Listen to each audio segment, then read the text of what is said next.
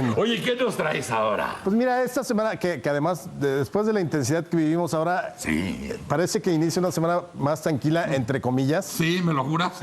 Fírmame, ¿no? Yo espero. Sí, estuvo como muy agotadora la semana pasada, ¿no? Sí. Porque además, ¿sabes qué? Lo que está sucediendo en México y que de pronto lo perdemos de vista es que los actos, sea de unos o de otros, terminan por polarizar a la sociedad. Sí. No es una cosa de que la sociedad no se está uniendo por una causa común, sino polariza. Tú viste con todo lo de Carmen, Sí. al menos en redes sociales, que también hay que hablar y hay que decirlo, es un microcosmos. O sea, lo que sucede en Twitter o en Facebook es nada a comparación de lo que está sucediendo realmente afuera. Sí. Pero de todas maneras te das cuenta cómo cualquier acto que sucede termina por polarizarnos a nosotros, Sí. en vez de cerrar filas por una causa común, ¿no? Claro. Todo desde Ayotzinapa, todo ha ido polarizando a la sociedad y no tanto uniéndola por una causa común, que esa es una cosa que hay que considerar, revisar. ¿no? Igual con lo de Carmen, partidarios de que se lo merecía, otros de que verdaderamente era una injusticia, un atropello a la libertad de expresión, pero el punto es que el gobierno risa y risa, sea o no, haya tenido o no mano negra, risa y risa, porque aquí quien se está peleando es la gente, la sociedad, unos contra otros, unos comunicadores contra otros, el ciudadano de a pie. Sí, sí. No obstante que es un microcosmos, es una gran muestra Claro. de lo que está sucediendo en el mundo real. Divide y vencerás. Esa es la cuestión. Y aquí lo hablábamos tanto real, con lo de claro. la manada. ¿Se acuerdan? En el momento en que la manada va junta, es muy difícil que el depredador se atreva a entrarle a la manada. Claro. Pero si la tienes dividida y la tienes corriendo por acá y por allá, el depredador almuerza. Exactamente. O Pero sea, no hay unidad, ¿por qué? Porque no hay líderes, porque no tenemos los objetivos comunes. Yo creo que porque no hay liderazgos reales. Hay liderazgos caudillistas, hay liderazgos como muy escandalosos, pero no efectivos ni en organización. Sí, sí. Entonces yo creo que por ahí es una. Y por otra vez también, yo creo que nos falta informarnos muchos como sociedad. O sea, nos compramos cualquier versión. Como te lo comentaba ahorita antes de entrar Sí, al aire, Broso. sí. El asunto ese de que te censuraron porque no se podía ver el video de YouTube en Estados Unidos. Sí. Discúlpenme, a mí me ha pasado. Hay seguidores que me escriben, oye, no puedo ver tus colaboraciones con Broso. Le digo, pues no, porque son derechos. En Estados Unidos lo que hacemos aquí, digamos, en Foro TV o en este programa en particular, no se ve, dice, no se puede reproducir este video. Sí, que además hay que ni siquiera como tú dices, vas a ver de qué tamaño es la afrenta. No, explicas para que todo el mundo sepa lo mismo, ¿no? Hay un contrato firmado con Univisión y todo lo que es Televisa se bloquea para Estados Así Unidos. Así está el contrato. Pero mientras la gente no lo sabe, tú lo viste. Claro, es que tenemos la cultura muy mexicana de primero disparas y luego viriguas. Sí. Sí, no, primero lo ahorcas, ay, chin, luego, no, perdone. Y hay quien se aprovecha de esa cultura y entonces echa a andar los ratones y los gatos para que haya por lo menos un bonito desmadre del cual platicar, ¿no? Exactamente. Pero bueno, rápidamente, como tuvimos a Juárez, un Juárez también como a destiempo, porque con el puente, Sí. como los reflectores se fueron con Juárez la semana pasada y este fin, que era verdaderamente el aniversario de su natalicio, Sí. realmente lo perdimos, pero yo tengo algunas reflexiones, sobre todo para tratar de ver lo que fue esa generación política de Juárez a la luz de lo que es hoy. Nada más un chiste buenísimo que corrió en Twitter, que decían, Juárez es tan chingón que el día en que nació, nacieron todas las flores. Claro. Y en la pila del bautismo. Cantaron los ruiseñores. Los ese tamaño. mismísimos ruiseñores. De ese tamaño. Buenísimo, no sé quién, pero es de Twitter, ya ven que ahí luego corre mucho. Pero mira, para empezar, la generación de Juárez tenía coherencia. Sí. E incluso la de la oposición, que eran los conservadores. Es decir, fueron personajes que se murieron con sus creencias políticas. Se lo escribió Víctor Hugo. Claro. Se lo escribió. Que por ahí también ya tuiteamos el fin de semana la carta, por desde ahí luego. en mi tele la pueden buscar. Pero efectivamente, tanto liberales como conservadores, la mayor parte, digamos, el 95% de ellos se comprometían con sus causas hasta la muerte. Sí. Ahí está Miramón, ahí está Mejía, ahí hay varios que eran conservadores y claro, podemos juzgarlos, podemos analizarlos a la luz de si apoyaron al imperio o no. Pero ellos creían en su causa y la defendieron. No amanecían azules, al mediodía eran verdes, luego eran amarillos y tricolores al final.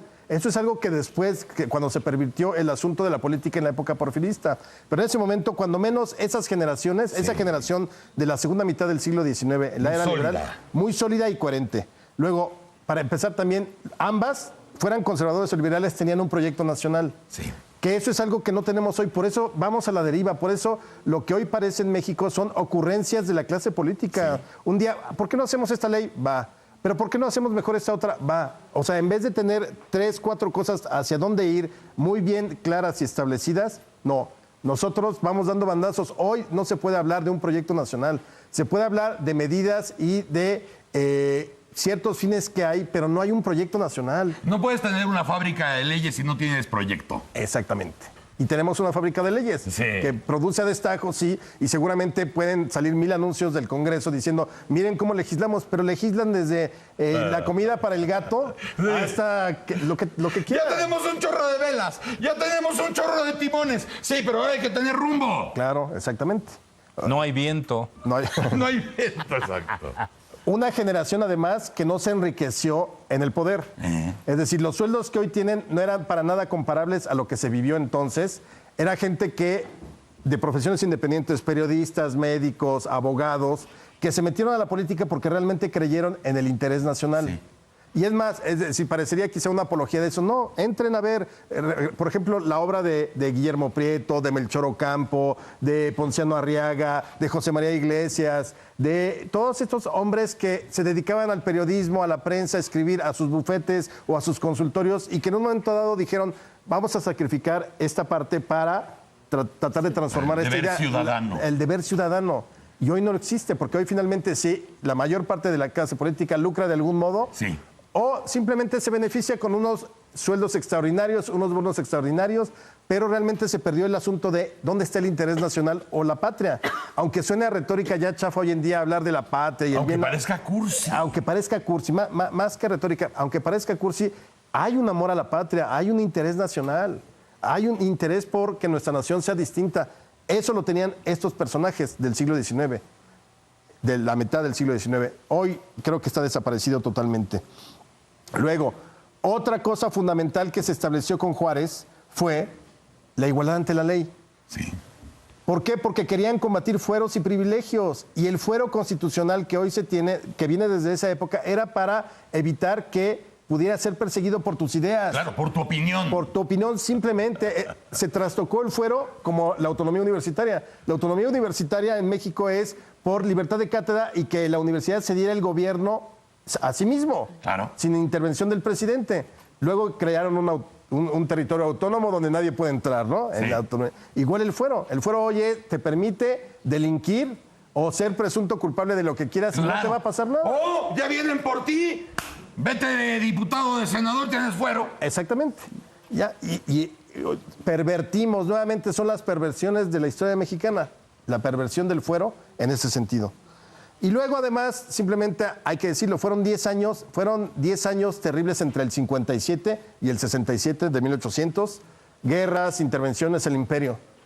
Ahí lo que hizo Juárez muy bien fue transformar la Constitución, que esa fue la gran defensa de la patria, en bandera política, porque no hubo manera de gobernar con la Constitución. Y en cambio le dio la vuelta de la defensa de la Constitución. Claro.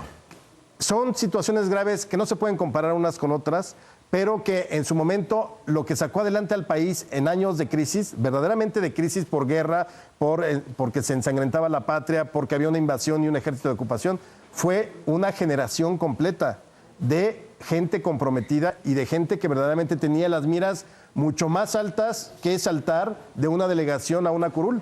Exacto. O sea, ¿hay manera de salir? Claro, pero necesitas una generación política que verdaderamente te ponga en donde debes de estar para tratar de resolver las cosas y no que se conviertan en el propio obstáculo, ¿no? ¿Y qué herramienta tan útil es la historia para decir, no se espante nadie de que no sucedan las cosas?